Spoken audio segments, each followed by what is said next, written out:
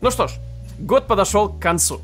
Я не очень понимаю, кто и зачем поставил на него максимальный уровень сложности, но, надеюсь, этот чел одумается и избавит обороты в новом 2023 году. Привет всем, кто готовит в этот момент оливье или крабовый салат, всем, кто смотрит это видео прямо в новогоднюю ночь, а также тем, кто летом случайно набрел на это видео. Всех вас, миллионы зрителей, сквозь время объединяет одно. Сейчас вы кайфанете, узнав много нового и познавательного. Ты бы никогда такое не загуглил, новогодний. А в конце вас ждет традиционное поздравление. Зима не самое мое любимое время года, но если погода располагает и на улице идет легкий снежок и лежат пушистые белые сугробы, то почему бы и нет? Есть в этом какой-то свой шарм и новогоднее настроение. Жаль, что сейчас улицы похожи на грязевые ванны. Вот как назло, прям перед праздником кто-то как будто отменил снег. Самое смешное в этом, что жители самого снежного города Америки однажды реально отменили снег. Что? Город Сиракьюз. Там выпадает наибольшее среднегодовое количество снега среди всех мегаполисов США. Вот посмотрите, что произошло в 1966-м. Была большая снежная буря, и этот город побил рекорд по осадкам. From Washington to Boston, one by one, they're blanketed by heavy spawned in the southwest. The storm blasted dead. All means of transport were utterly disrupted, and hundreds... Так было вплоть до марта 1992 года. Опять снегопад, опять невероятно огромные сугробы. Люди настолько искренне устали невозможностью куда-то выехать или даже банально выбраться из дома без расчищения, что просто отменили снег.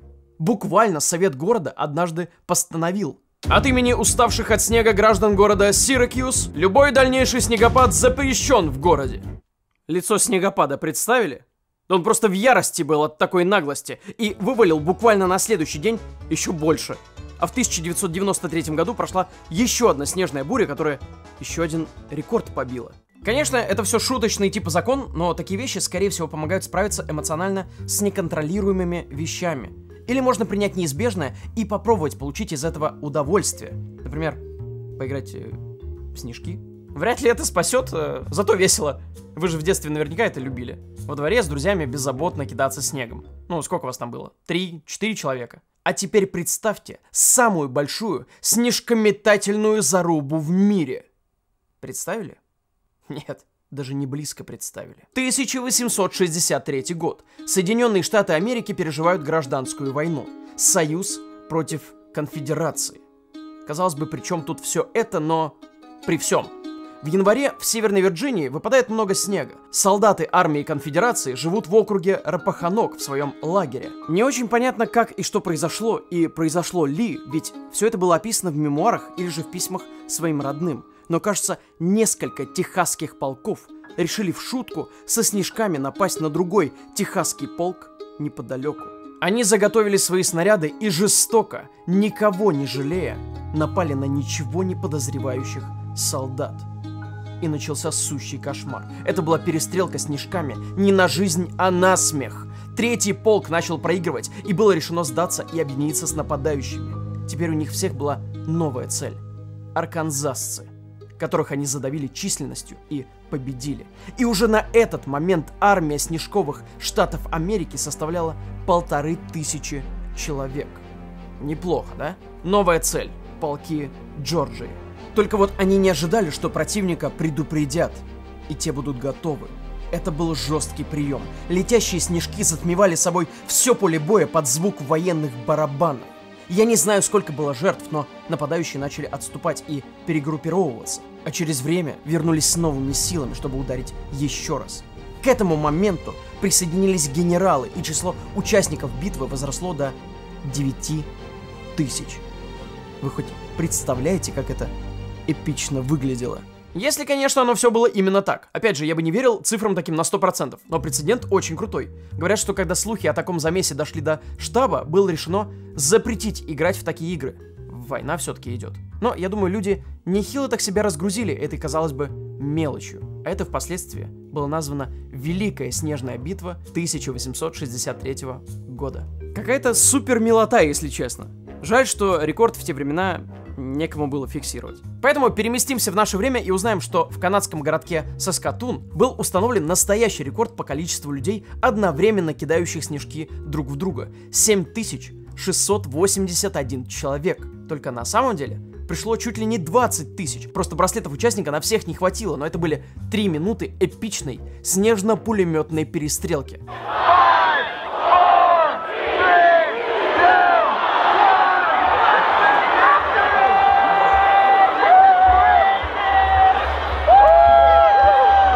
Ставь лайк, если бы хотел сейчас меситься с ними, а не вот это вот все. Блин, реально новогоднее настроение появилось. Хочется быстрее уже всем подарки подарить. Вы ведь уже купили всем подарки? Поднимите руку, кто купил такую банальщину, как носки, фоторамки, бритвы и духи. Но вы скажете, вообще-то духи это отличный подарок, многие его прям ждут. А я отвечу, духи это дерьмо. В прямом смысле. Что? Духи — это действительно очень распространенный подарок. Универсальный и нужный предмет, который придает любому человеку приятный аромат. Как бы сделать так, чтобы вы не расстроились? Но в состав вашего любимого парфюма входит дерьмо кашалота. Перед тем, как выкидывать все свои вонючки, давайте поймем, что к чему. В состав некоторых, в основном элитных духов, входит очень ценное для парфюмерного мира вещество, которое называется амбра. Звучит-то как... Оно помогает закреплять аромат на коже человека. И на самом деле, ученые до сих пор не знают точное происхождение амбры, но известно то, что единственным производителем этого вещества является кашалот. И есть несколько предположений, чем именно он его вырабатывает. И это прям мерзко. Есть вероятность, что это непереваренные клювы кальмаров, которыми он питается. Они вызывают раздражение желудка и горла, в процессе покрываются каким-то вырабатываемым жирным веществом и срыгивается. В общем, раньше считалось, что это рвота кашалота, от чего не легче, в общем-то. Сейчас же больше склоняются к тому, что кашалот выдавливает это вещество через задний проход. Потому что по свежаку амбра обладает сильным фекальным запахом. Но по мере высыхания, через года, аромат меняется и внезапно может отдавать как мускусными, так и сладковатыми нотами. Через года? Ну да, это буквально говнище могло дрейфовать в море сотни и тысячи лет. Могло быть выброшено на берег, а может быть найдено в теле мертвых кашалотов. Самые ценные экземпляры — это те, которые уже долгие годы просто лежат и каменеют. Были найдены экземпляры, которым больше 1 миллиона лет. Производители парфюмерии выяснили, что это может хорошо служить фиксатором в духах. Плюс, как я и сказал, дерьмо кашалота со временем раскрывается и начинает нам казаться очень приятным. Да, я сам не верю в то, что вообще произношу. В общем, за этим веществом буквально охота началась. Проблема в том, что это явление невероятно редкое. Всего 1% кашалотов это может производить. И что началось? Правильно. Кашалотов убивали в том числе, чтобы достать из него вот это вот. Буквально вскрывали их как раковину ради жемчужины. Только вместо жемчужины кусок говна. Тем не менее, спрос огромный, цена росла, и сейчас такие находки оцениваются в миллионы и миллионы долларов. И даже несмотря на то, что кашалотов сейчас законно убивать нельзя, несмотря на то, что некоторые страны попытались запретить экспорт и импорт амбры, например, Индия и США, во многих странах это еще разрешено. Поэтому люди находят кусочки этого на пляжах и реально богатеют. Как ты пахнешь? Это Dior?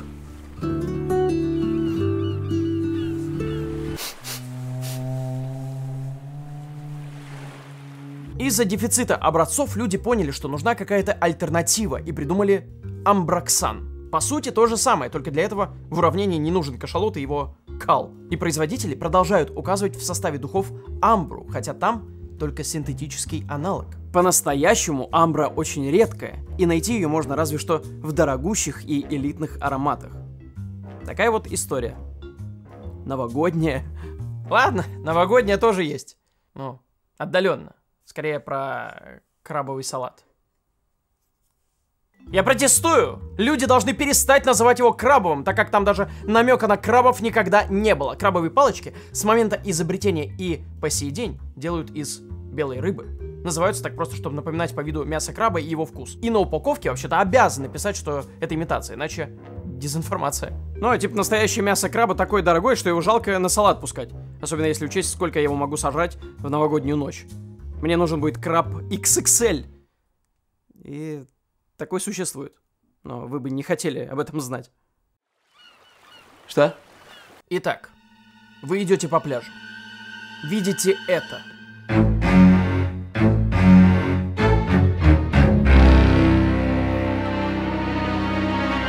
Ваши действия.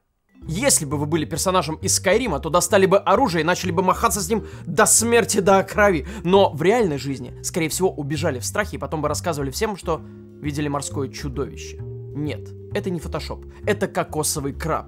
Или краб-разбойник. Чуть позже поймете, почему у него такое название. Этот гигант весом 4 килограмма и длиной в метр живет на островах и предпочитает лазить по пальмам в поисках еды. Ведь там эта машина срывает кокосовый орех, вскрывает его и начинает хавать мякоть. Может, конечно, показаться, что он своей клешней может ногу кому-то отрезать, а потом съесть ее, но... А тут нет «но». Он может это сделать, он всеядный. Есть видос, где он ловит огромную птицу, разрывает ее и жрет. Есть видео, где они едят свиную тушу. Эта крабовая палочка бы нас самих на салат пустила, если бы добралась. Не разбойник, а чертов маньяк. И из-за того, что он такой кровожадный, с ним связана одна интересная история. Амелия Эрхарт была очень известной женщиной-пилотом. В 1937 году вместе со своим помощником, вторым пилотом, они пытались совершить кругосветный полет. Но что-то пошло не так. И они пропали без вести. До сих пор неизвестно, что именно случилось. Уже много лет специальная международная группа по восстановлению исторических самолетов при поддержке National Geographic ведет расследование, которое называется проект Эрхарт. И они пытаются выяснить, что же с ней стало. В ходе расследования нашлось несколько гипотез, одну из которых как раз связывают с кокосовыми крабами. Есть предположение, что Амелия Эрхарт совершила аварийную посадку на острове Никумароро в республике Кирибати, где и погибла. Ее тело обнаружила группировка крабов, которая растерзала тело женщины так, что ее останки не были найдены.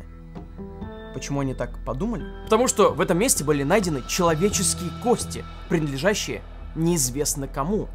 Но очень мало костей. И они предположили, что крабы могут самостоятельно вытаскивать кости, куда-то их уносить. Провели эксперимент с тушей свиньи и бараньей лопаткой, и это подтвердилось. Более того, скелет разворовали даже не большие, а мелкие особи. Если это правда, то упасть в этом месте была роковая ошибка. Понимаете?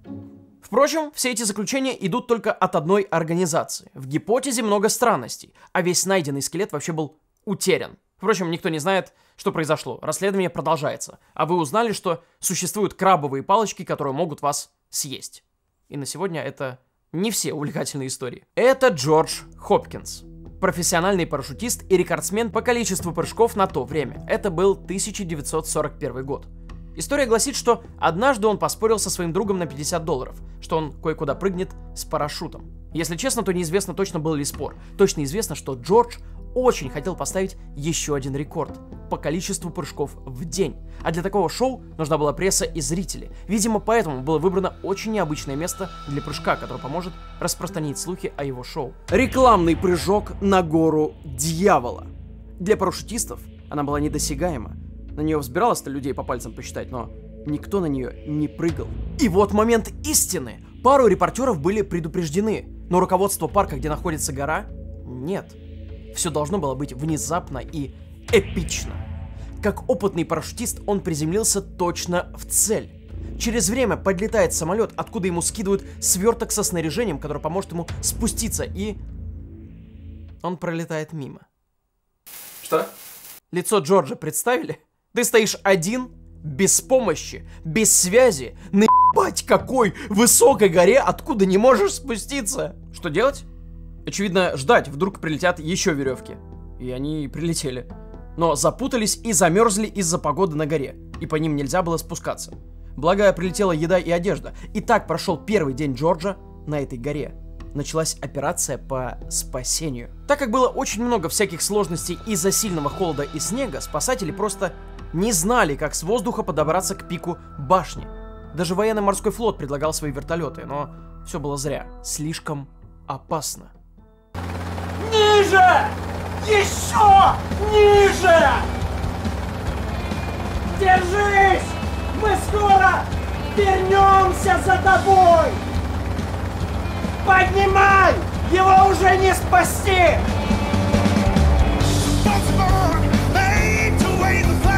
Оставался только один вариант. Как я уже сказал, несколько человек взбирались на эту гору раньше. И один из них — опытный альпинист Джек Дюранс, который придумал самый известный по сей день маршрут подъема. Он согласился помочь в спасении и начал подготовку, а время-то идет. Уже несколько дней чел наверху пытается не умереть со скуки. И спасательная команда действительно поднялась. Нашла Джорджа, который, кстати, был бодрячком, и они все спустились, закончив хэппи-эндом. Он там, кстати, наверху почти неделю просидел. Привлек он внимание, конечно, знатно. Надеюсь, это был не черный пиар, и он там не специально застрял. А вообще говорят, во время войны он все-таки смог поставить рекорд.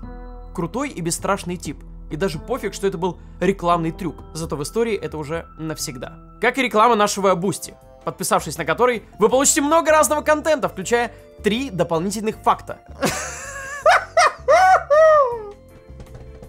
Очень смешные неудачные дубли, фотографии, часто тоже неудачные, новости иногда, да, много всякого. Мы благодарны за вашу поддержку. А еще покупайте в подарок на Новый год наш комикс и вот подарочный набор. Там много юмора и мистики, как вы любите. Но мистика есть также и в следующем факте. Вы знаете, что такое синдром беременности щенком? Что такого в том, что собаки вынашивают щенят? Да ничего плохого, только взрослые собаки тут ни при чем. Это люди беременеют щенками. Что? Звучит как полная херня, которую я только что придумал. Но на самом деле такой синдром действительно существует. По факту это психосоматическое заболевание, которое очень распространено в индийских поселениях и в местах, где есть трудности с медициной и образованием. По сути, массовая истерия. Люди с таким синдромом уверены, что после укуса собаки в их животе зарождаются щенки. Они начинают лаять, слышат легкое рычание из своих животов и верят, что по итогу им придется рожать щенков. А мужчинам придется это делать через... Какой ужас. Для нас это звучит как бред, но они настолько верят в этот недуг, настолько его боятся, что после укуса собаки пациенты на самом деле испытывают настоящие соматические симптомы, которые очень сильно мешают их жизни. И для решения проблемы нужно вмешательство специалистов. Квалифицированные врачи пытались объяснить людям, что такое невозможно, пытались помогать больным, но все без толку. Ведь таким людям поможет только знахарь. И не просто знахарь, а специальный, который специализируется на лечениях этого синдрома. Ну, как на лечениях? Это громко сказано. Они тебе дают лекарства, которое, по их словам, растворяет щенков и выводит их из организма человека. Но самое страшное то, что они заявляют, что никакие профессиональные врачи им не помогут. Только его зелья и отвары облегчат ситуацию. И поэтому это опасно. И встречались даже случаи летального исхода. Ведь если тебя укусило бешеное животное, ты думаешь, что тебе поможет знахарь? Плохие твои дела, братан. Блин, да что делать-то?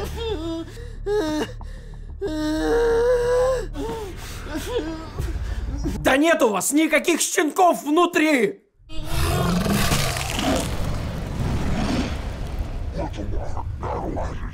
Ты же сказал нет щенков! Так это и не щенок! А ну-ка все заткнулись, нахрен. Это демон. И он уже давно там живет. Что здесь происходит? Я смотрел сериал «13-я клиническая». Главную премьеру декабря онлайн-кинотеатра Иви. Там как раз такие случаи были. Впервые слышу.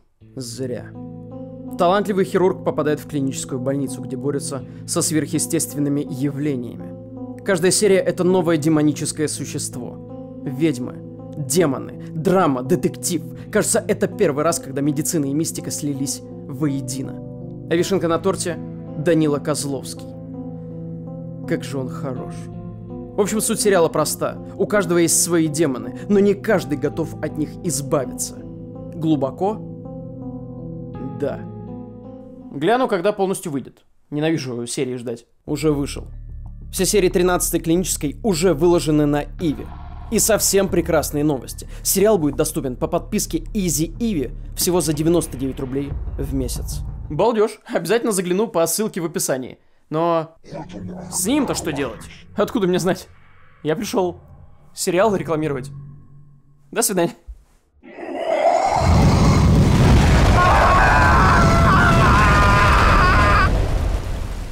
Здорово. За время вашего отсутствия я еще 3 факта приготовил. 2 новогодних оставлю напоследок. А сейчас расскажу внезапно про Эйфелеву башню. Я в Париже не бывал, а те, кто бывали, знали, что на вершине этой башни есть квартира. Ква? Да, вот она. Полноценная квартира на самом верху башни. Но нахрена? Дело в том, что еще на стадии планирования создатель Густав Эйфель предусмотрел там неплохие такие апартаменты для себя с панорамным видом на город и площадью аж 100 квадратов. Красиво жить не запретишь. Несмотря на то, что большая часть помещения была занята всякими техническими приблудами, там все же удалось расположить все удобства. Ванную, кухню, гостиную со столом, диваном и даже пианино. Все, что нужно, собственно, кроме спальни. А кровать Эйфелю была не особо нужна, так как он в основном проводил там научные исследования или принимал гостей. На момент открытия башни эта квартира была самым высоким жилым помещением в Париже, поэтому многие завидовали Эйфелю и даже предлагали деньги за возможность переночевать с панорамным видом на город, но получали отказ. Сейчас же эти хоромы можно посетить, точнее посмотреть на них через стеклянную перегородку и увидеть восковые фигуры Эйфеля и Томаса Эдисона. Реально, век живи, век учись. Топа, 32 годика. Узнал о том, что в Эйфелевой башне есть квартира. Ну и клево, вместе с вами узнаем много нового. Вы мне лучше скажите, как ваше новогоднее настроение? Да, даже если смотрите летом. У меня есть одна поговорка. Новый год в твоем доме, пока ты елку не разобрал. Ведь именно она и создает этот вайб. И все это понимают. Но цены как на живые, так и на искусственные иногда кусаются. А платить за то, что используется раз в год, нет особого желания. Так думают и браконьеры, которые заходят в парк с пилой, срезают елку и думают про себя, какие же все остальные лохи. Но, как говорится, хорошо смеется тот, кто смеется не в жутко вонючем доме. Что за чушь я несу?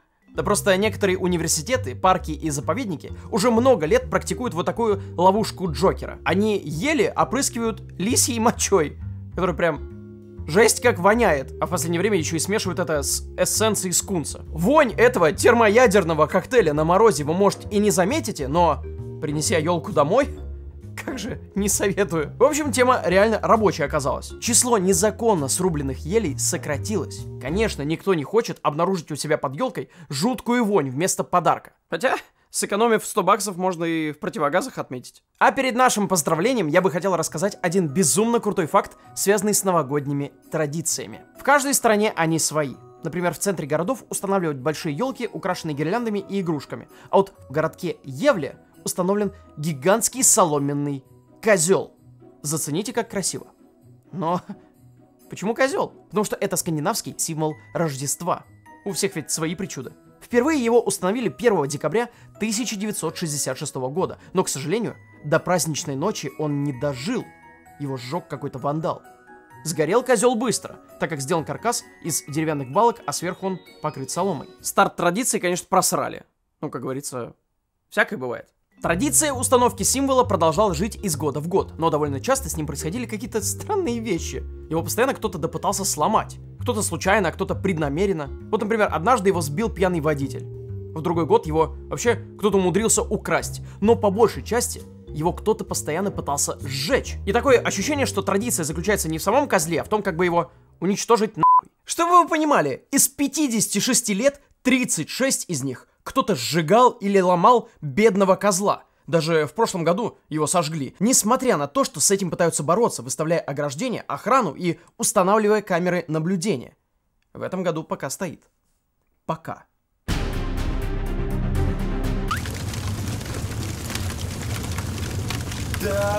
В какой-то момент люди привыкли, что козел вечно находит приключения на свой соломенный зад и просто уже пытаются угадать, доживет ли фигура до Рождества, делая ставки и в прямом эфире в комментариях умоляя его поджечь. Надеюсь, охрана не догадается в какой-то год залезть в козла и там поджидать вандалов. Троянский козел. Только горит. Блин, конец, конечно, огонь, поэтому пора достать свои бенгальские огонечки и распрощаться с этим годом навсегда нахрен. Всем привет!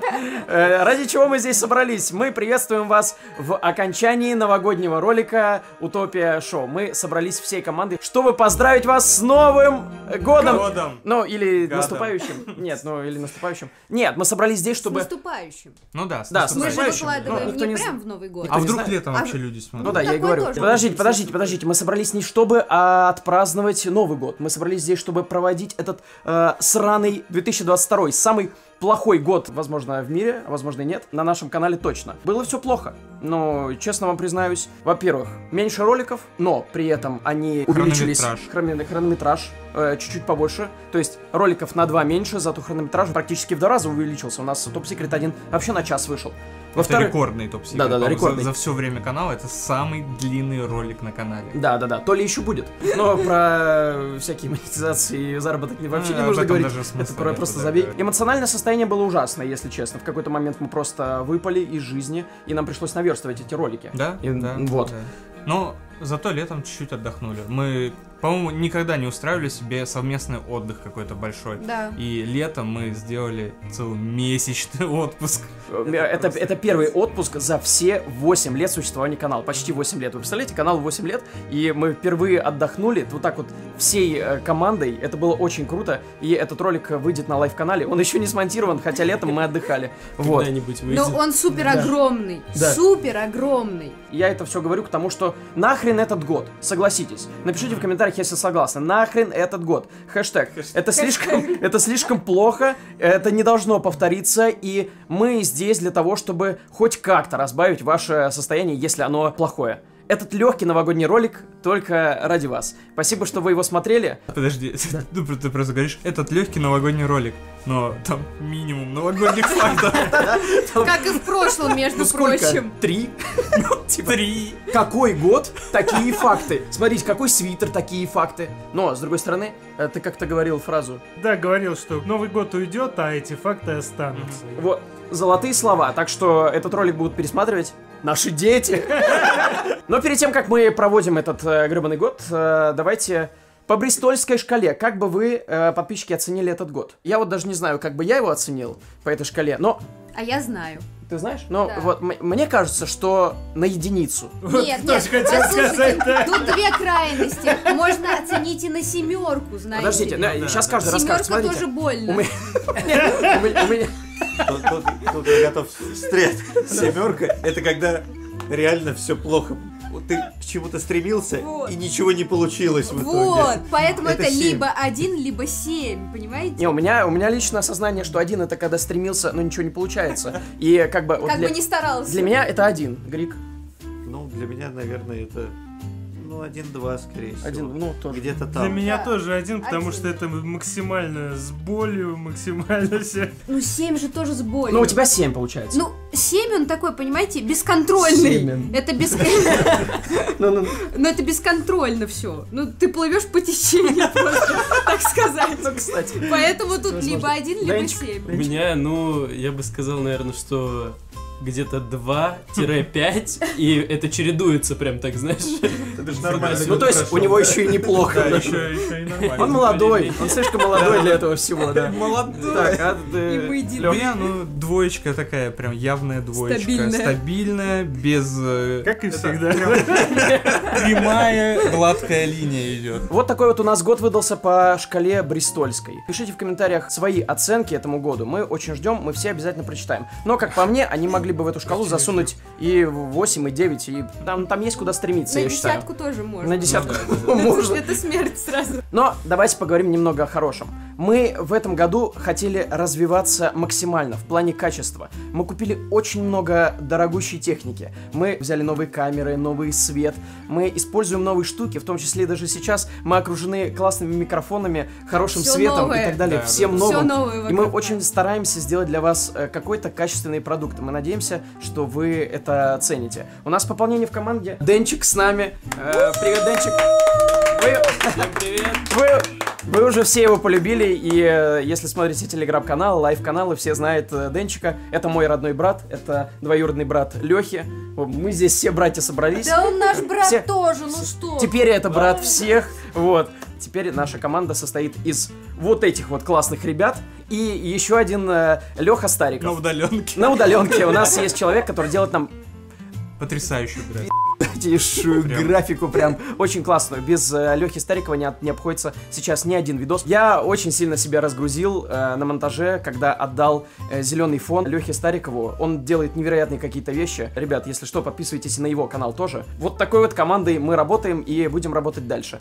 Мы, несмотря на все то, что происходит, несмотря на все плохое, что было в этом году, несмотря на то, что будет дальше, мы до последнего будем стараться делать для вас контент, будем стараться делать его хорошо. Не будем скатываться в количество, игнорируя качество. Мы, наоборот, за то, чтобы делать меньше, но делать лучше. И, надеюсь, вы это понимаете. Было потрачено много сил на изучение новых фишек, на их реализацию и все в таком духе. В новом году ждите этого намного больше. Мы будем, правда, очень стараться. Что тут еще сказать? Опа, Хорошего, сюда. да. Это же вот здесь все хорошо, мне кажется. Здесь все идеально. Здесь все получилось, да. Ребят, здесь прошел год хорошо. Из хорошего, да, мы сделали комиксы, выпустили. Комиксы классная тема, вы покупаете, вам очень нравится, и спасибо большое, что покупаете. У нас еще из нововведений то, что мы завели Бусти. Спасибо вам большое за вашу поддержку. Вот просто невероятное спасибо. Это очень помогает. В ситуации, когда у нас нет совершенной монетизации, да, спасибо вам большое. Итак, давайте немного поговорим про планы на будущий год. Я каждый раз говорю, что план нельзя говорить. Да, и каждый раз мы говорим. И каждый раз эти планы не исполняются, потому что каждый год, в следующем году будет больше, в следующем году будет лучше. Да забейте. Мы будем стараться в любом случае сделать в следующем году больше, лучше. Как получится, мы не знаем, к сожалению, не знаем. Но мы будем экспериментировать, мы уже начали сейчас. Только вот недавние мифы, там, где 3 меня разговаривают друг с другом, мы будем доводить этот формат, потому что он вам понравился. Мы будем для вас стараться, и будь что будет. Давайте так, давайте проводим нахрен этот год, который всех задолбал, и попробуем что-то сделать нормальное в следующем 2023 году. Надеюсь, нас не прям с самого начала, прям, знаешь, вот так жестко, типа, ага, захотел ты, да сосать, лежать. Понял? Если мы сейчас так разрекламировали вот этот прошедший год, ну, насколько он херовый. Так. Такое ощущение, что мы вот сейчас возьмем огоньки и прям спалим все нахер. Да-да-да, как будто во-первых, все пойдет не так. А вдруг 2022 был трейлером? Не надо. Но зато мы все знаем теперь. Нет. А теперь мы, наконец, готовы открывать свое любимое шампанское. Лех, пожалуйста. С яблоком, пожалуйста. Обязательно уточнение, какое шампанское? С яблоком. Подожди, я сейчас объясню. Давай сюда. В этот раз алкогольное нет. У нас клубничный и яблочный. Яблочный Сюда. сюда. Сюда, так, держи. Так, клубничный. Ты- Так, ну что ж, так, ну что, давай. давайте, музычка играет громко. Мы начинаем открывать. два. Не, мне нужно что-то выровнять. О, давай, отвертку.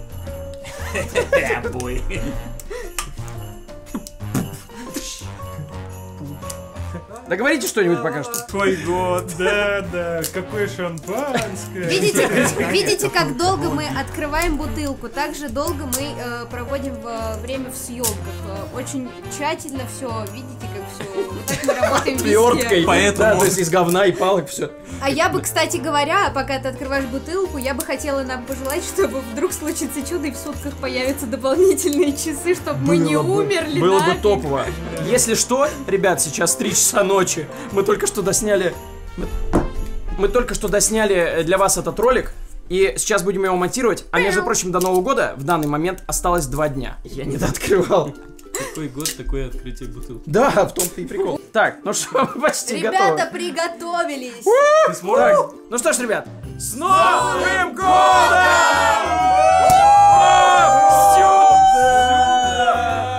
Пам-пам-парарам, пам-парарам, пам-пам-пам-парам. Ща I wish you a напьемся. Merry Christmas, I wish you a Merry Christmas, I wish you a Merry Christmas. О, пахнет классно. Ой, да, Пахнет конфетками яблочными. И в нос прям. Где моя? Вот. Опа! О, М, а ты неплох. Как вкусно! Ребятушки, Да? Же не тянуть. давайте вместе с нами в эти куранты, именно Поднимайте наши, бокалы. поднимайте бокалы, давайте выпьем безалкогольное шампанское вместе. Вы можете алкогольное. С Новым годом, давайте!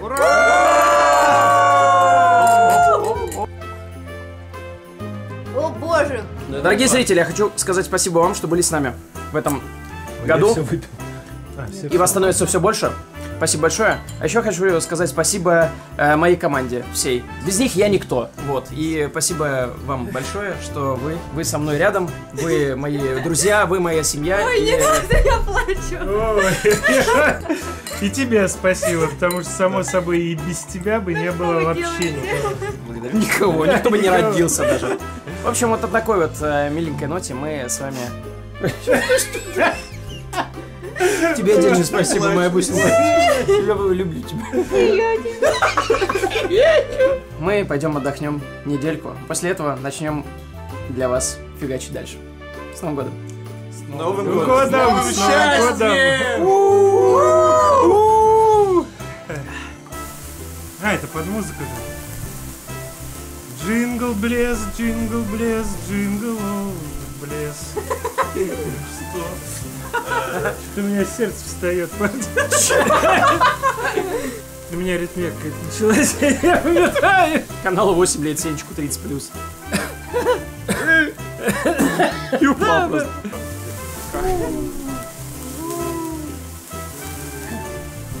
Как будто